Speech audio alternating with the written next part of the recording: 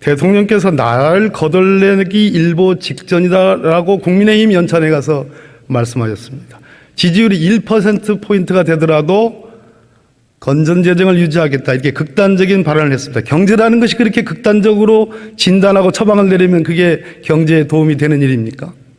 그거는 경제를 최대한 경제 논리대로 운영하겠다 하는 비장한 저는 대통령님의 의지라고 생각합니다. 정말 정치적으로는 어려운 일입니다. 그러나 그렇더라도 단기적인 정치적인 편의성, 이러한 그 단기적인 성과 이런 거에 너무 연연해하지 않고 우리 경제를 근본적으로 체질을 바꾸고 우리 국민들의 행복을 근본적으로 보장해 줄 수 있는 그런 방향으로 우리의 경제 정책을 가지고 가겠다 하는 아주 굉장히 강한 통치권자로서의 의지를 보이시는 거다. 저는 그렇게 생각합니다. 제가 묻는 말씀은 대통령은 비장해서는 안 된다는 얘기입니다. 더군다나 실물 경제를 운영하는 대한민국의 국가 원수이자 행정수반으로서 그렇게 경제를 바라보는 시각이 비장해서는 안 된다.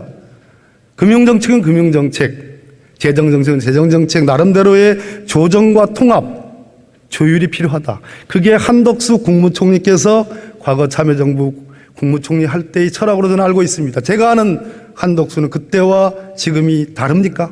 똑같습니다.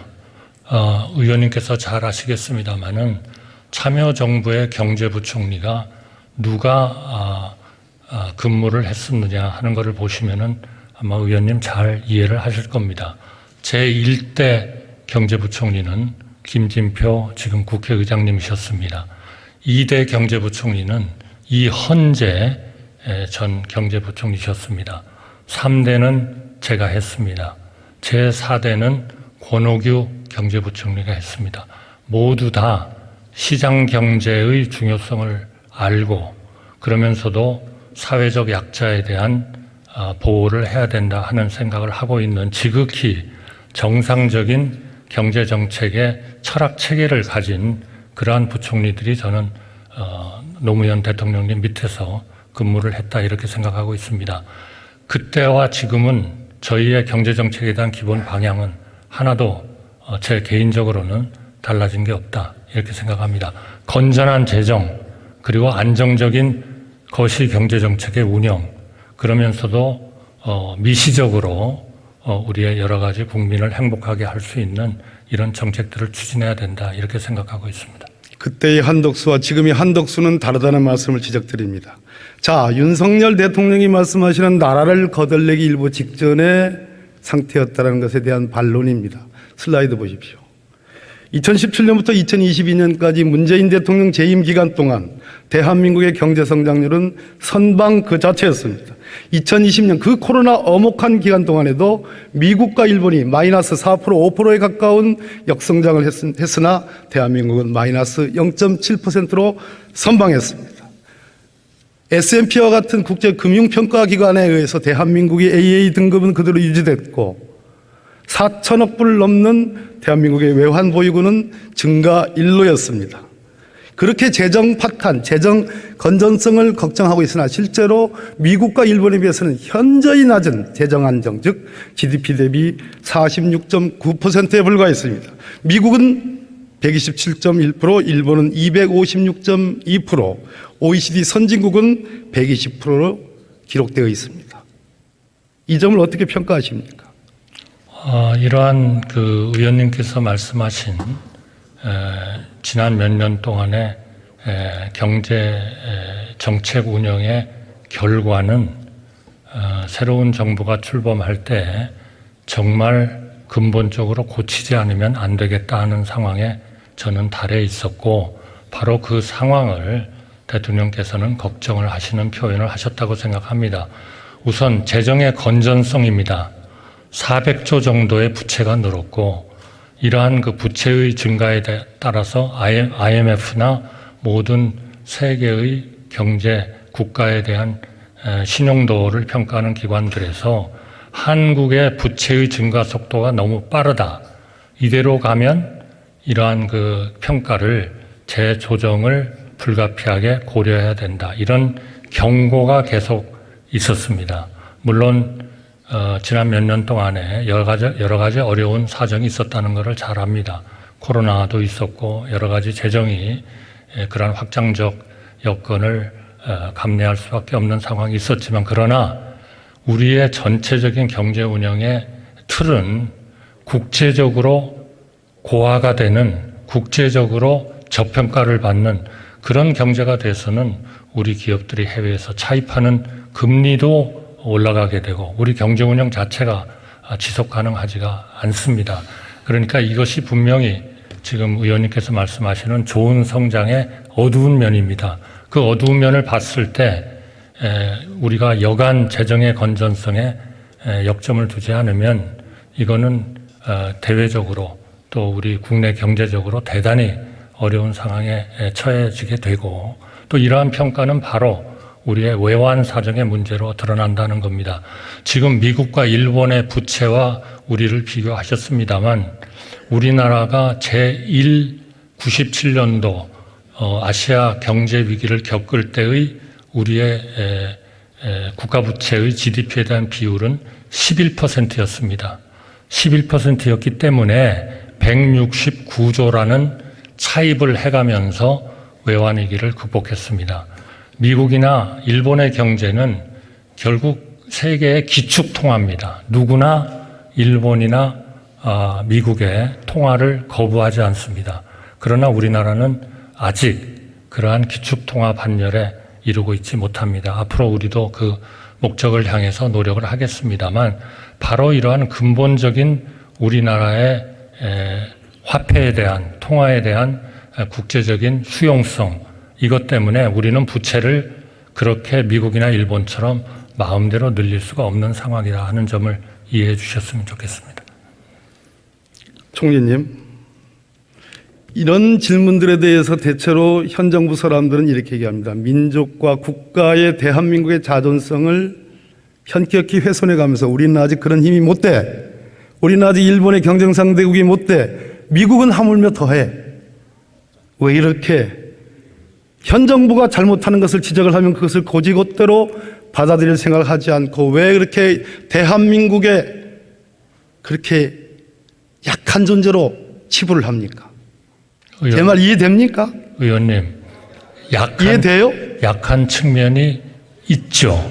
그것은 바로 우리 통화의 국제적인 수용성이라는 측면에서 우리가 아직 그 반열에 못 도달을 했기 때문에 우리가 조심스러운 거시경제 또는 미시경제 운영을 해야 된다.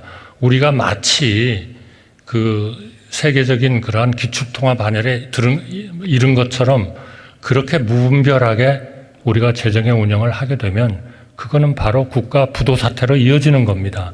그 점을 조심하는 거죠. 어느 정부가, 어느 정치인이 돈을 많이 쓰고 마음대로 쓰는 것을 싫어하겠습니까? 그것은 우리 국가의 중장기적인 그러한 건전성을 위해서 저희가 인내하고 참아야 된다 하는 고통스러운 그러한 요구를 우리 국민께 드리면서 정부도 같이 하겠다 하는 말씀을 드린다고. 역시 비련하게 짝이 없는 대한민국이네요. 총리님 앞에서는. 대한민국의 존재가. 들어보세요. 네. 미국이 지난번에 정부 부채로 인해서 디폴트 위기까지 간 적이 있죠. 그거는 국내 디폴트죠. 그렇습니다. 네. 신용등급도 한 단계 강등된 거 아십니까? 그거는 국가 부채가 너무 크기 때문이죠. 우리나라 신용등급 강등된 예가 있습니까? 그러니까 이렇게 지난 5년 동안. 이제는 한국의 대외 신용도를 더 이상 부채를 그러한 빠른 속도로, 지난 몇 년도의 속도로 증가시키겠다면 조정을 해야 된다 하는 게 IMF나 국제신용 기관들의 경고였습니다. 바로 그 경고 시점에 우리가 새로운 정부가 출범하면서 고통스럽지만 재정의 긴축 그리고 국제적인 금리에 따라서 우리 국내 금리도 올려가면서 이 어려운 시기를 겪고 있는 겁니다. 이제는 정말 이런 어려운 시기에 대해서 우리 모두 국민과 정치권과 정부가 정말 한마음이 돼서 이제는 우리 국가가 발전하는 방향으로 나가야지 이거를 비난하고 또 다른 대안이 마치 있는 것처럼 이렇게 얘기하는 것은 저는 옳은 우리 경제 정책의 방향은 아니다. 그렇게 생각합니다. 그러나 팩트는 좀 정확히 했으면 좋겠습니다. 아까 윤석열 대통령도 그렇게 얘기하시고 총리께서도 그렇게 얘기를 하는데 400조 원의 국가 채무가 늘었다. 정확히 얘기하면 한 343조쯤 될 겁니다. 그리고 50조 정도의 잉여 2월을 해줘가지고 그걸 가지고 윤석열 정부가 코로나 그 보상을 했지요. 그 팩트는 틀렸다는 말씀을 드리고요. 추경호 부총리가 상저하고다. 그렇게 대한민국 경기를 진단하는데 총리께서도 동의하십니까? 그러한 경향 추세는 지속될 것으로 봅니다. 왜냐하면 우리의 반도체, 그동안에 수출에 있어서 가장 제약 요인이었던 반도체가 다소 최저점을 찍고 이제 다소 회복되는 것 같습니다. 그리고 어쨌든 우리의 가까운 이웃인 중국 경제가 그동안에 락다운을 풀고 올해 1월서부터는 개방을 시작했습니다. 또 대외적인 그러한 관광도 단체 관광도 풀었기 때문에 최근에 중국으로부터의 관광객은 상당히 늘고 있는 상황입니다. 그래서 제가 여러 번 말씀드리지만 통화라는 측면에서는 우리가 부채를 마음대로 쓸 수 있는 그런 기축통화국이 아니다라는 것을 우리가 인식을 하고, 그러나 전가의 보도처럼 기축통화국이 아니다라는 논리를 보수 정부가 써왔죠. 아니 그러나 그렇다고 해서 그럼 대한민국이 의원님처럼 말씀하시는 것처럼 그렇게 패배주의에 빠져야 할 국가냐? 제가 패배주의에 빠져 있는 게 아니라 총리께서 패배주의에 빠져 있다는 말씀을 저한테 말씀을 하셨으니까 거꾸로 그렇게 받아들이고 제가 설명드리겠습니다. 우리의 산업, 반도체, 조선, 자동차 이런 산업의 경쟁력은 전 세계 최고입니다. 그리고 우리의 문화 세계의 최고입니다. K-팝 최고, 우리의 산업 경쟁력 최고, 최근에 우리의 방위 산업의 국제적인 경쟁력과 세계에 있어서의 수용성, 이것이 또 굉장히 순위가 올라가고 있습니다. 이런 모든 면에서 우리 경제는 선방하고 있다 하는 말씀을 드리는 겁니다. 다만 우리가 마음대로 부채를 늘려서 우리가 성장률을 끌어올리고 이렇게 할 수 있느냐? 저는 그것은 정말 자제해야 된다 하는 말씀을 드리는 겁니다. 조금 더 접점이 생기지 않네요. 총리께서 혹시 여유 시간이 있을 때 민간 분야의 여러 경제 전문가들의 유튜브라든지 강의라든지 또는 인터뷰 내용들을 보신 적 있습니까? 네, 잘 보고 있습니다. 1.4%는 고사하고 1.2%, 1.3%까지도 추락할 가능성이 있다는 그런 진단들이 있다는 거 아십니까? 저는 그건 추락이라고 보지는 않습니다. 일본이 그런 진단이 있다는 건 알고 계십니까? 글쎄요, 그거는 일방적인 얘기죠. 우리 종합적으로 경제를 봐야 되는 것이지 성장률 하나만 봐야 될 것은 아닙니다. 성장률이 필요한 이유는 바로 고용시장의 실업을 걱정하기 때문입니다. 근데 우리의 실업률은 지금 2.7%로 지난 7월에 세계에서 가장 낮은 나라 중에 하나입니다. 고용시장은 하트합니다. 빈 자리가 지금 굉장히 많습니다. 물론 청년들의 교육을 많이 받은 분들의 이 매칭이 잘 안 되기 때문에 나오는 문제는 있습니다. 그런 문제들은 저희가 계속 고치려고 노력하고 있다는 말씀을 드리고요. 그러니까 성장과 재정의 안정성과 금융의 안정성, 그리고 실업률, 또 그리고 청년 실업률, 저희는 6%입니다만 물론 구라파나 이런 나라보다는 훨씬 낮죠. 이런 것들을 종합적으로 보면서 경제에 대한 평가를 해야 된다 하는 말씀을 드리고 싶습니다. 민간 전문가들과 총리님의 생각에 결정적인 차이가 나는 부분은 중국이 리오프닝 효과에 대해서 총리께서는 그렇게 윤석열 정부가 중국을 몰아붙이면서 경제에 관해서는 리오프닝 효과에 대해서 긍정적으로 평가하시고, 민간 전문가들은 올 하반기까지는 중국의 리오프닝 효과라는 것이 그렇게 나타나지 않을 것이다라고 진단합니다. 크지 않다고 얘기합니다. 그러나 리오프닝의 효과가 없는 것은 아니고요.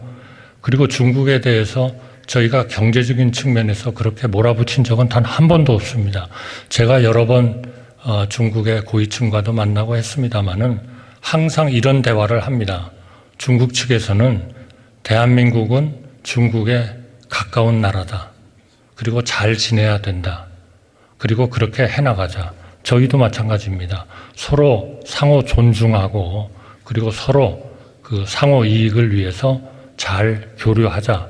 이런 얘기를 항상 하는 겁니다. 우리가 왜 중국이라는 총리께서 총리가 되신 이후에 중국 방문한 적 있으십니까? 중국 방문은 아직 못했습니다만 기재부 장관이 중국 방문한 적 있으십니까? 지금 기재부 장관은 아마 올해 연내로 갈 것으로 아직 못 예상되고요. 갔죠? 제가 미국은 중국과 그렇게 척을 지고 갈등을 유발하지만 미국의 국무부 장관을 포함해서 기재부 장관 등이 다 중국 방문해가지고 중국의 고위층들과 상의하고 토론하고 딜하는 거에 대해서 알고 계시죠? 우리 외교부 장관도 중국에 갔고 제가 또 전화로 제가 통화도 여쭤본 하고 말씀은 총리님과 기재부 장관이 간 적이 있느냐는 아니 말이- 더 중요한 거는요.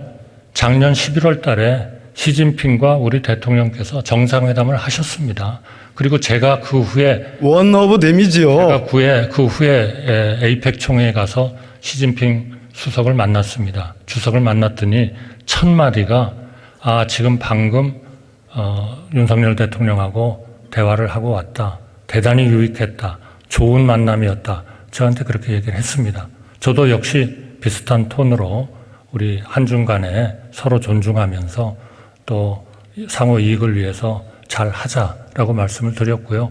제가 영국에 갔을 때도 거기에 부주석, 한정 부수석하고도 만나서 대화를 하고 있습니다. 우리가 지금 의원님 말씀하신 것처럼 중국에 대해서 저희가 무슨 차별을 하고 할 생각은 추호도 없습니다. 중국은 가까운 나라고 우리에겐 대단히 중요한 나라입니다. 앞으로도 기회 될 때마다 상호 간에 고위급 교류도 더 하겠습니다. 그리고 한국과 중국과 일본 간의 정상회담도 지금 추진을 하고 있는 중입니다. 그렇게 해나가겠습니다. 세수축에는 기재부, 한국의 정부의 역량과 능력을 체크하는 바로미터입니다. 기재부의 세수축에 세수 예측이 완전히 틀려가지고 지금 현재 지난 8월 기준으로 해서 무려 43조 원의 세입 결손이 발생했습니다. 알고 계시죠? 네, 보고를 받았습니다. 그 점에 대해서 어떻게 생각하십니까? 그런 만큼 우리의 재정은 절박한 상황이다 하는 말씀을 드리겠습니다. 기재부가 이렇게 세수 예측을 잘못한 거, 과거에는 과다 세입을 예측을 했죠. 지금은 세수 결손입니다. 집행해야 될 내역은 국민들께 공개됐는데 집행해야 될 세수는 없는 것입니다. 더 심각한 겁니다. 그 점에 대해서 국민께 사과할 용이 없으십니까? 저는 기재부로서는 최대한의 그러한 능력을 발휘해서 세수를 예측하려고 했을 겁니다. 그러나 우리의 경제가 지금 의원님께서도 말씀하신 것처럼 연초에 예상했던 것보다도 우리 반도체라든지 이런 여러 가지 국제적인 여건도 더 나빠졌기 때문에 우리의 세금이 덜 들어오고 있는 것입니다. 이럴수록 우리가 더 근검 전략하고 또 우리의 전체적인 재정이 건전성을 잃지 않도록 해야 할 더 절실한 이유가 있다. 그렇게 말씀드리고 싶습니다. 민주당은 대한민국의 재정 건전성이 그렇게 위태롭지 않다. 비교적 안정적으로 유지되고 있다.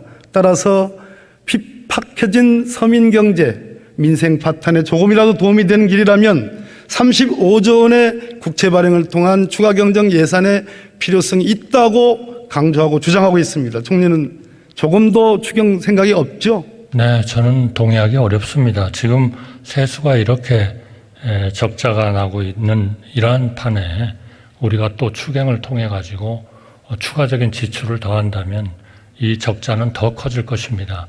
이거는 우리 외국에서 우리를 보고 IMF가 이번에도 우리에 대한 평가를 한 가장 큰 요인은 대한민국이 어렵지만 그래도 재정을 건전성을 유지하기 위한 노력을 하고 있고, 따라서 지금 국회에서 계류 중인 이 재정 준칙에 관한 법률도 빨리 통과되기를 기대한다. 그런 입장을 표명을 한 바 있습니다.